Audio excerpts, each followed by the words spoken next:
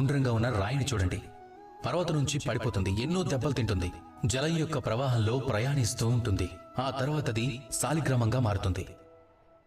ఆలోచించండి, ఒకవేళ ఆ పక్షి మొదటిసారి ఎగరాలని చూసినప్పుడే ఇలా అనుకుంటే లేదు, ఒకవేళ నేను పడిపోతే, ఒకవేళ నాకు దెబ్బ తగిలితే, ఈ భయం కారణంగా అది అసలు మొదలు పెట్టకపోతే, ప్రయత్నం చేయకపోతే అప్పుడు అది ఎగరడం నేర్చుకుంటుందా?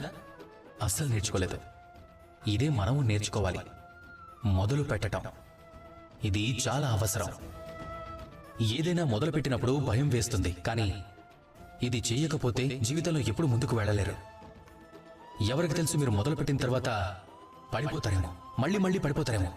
కానీ నిరంతరం ప్రయత్నిస్తూ ఉంటే ఒకరోజు కాకపోతే ఇంకొక రోజు తప్పకుండా మీరు సాధిస్తారు. కాబట్టి ప్రారంభించడం అన్నింటికన్నా ఎక్కువ కష్టమైనది. దాన్ని చూసి భయపడకండి. రండి, నాతో పాటు ప్రేమగా చెప్పండి, రాధా కృష్ణ.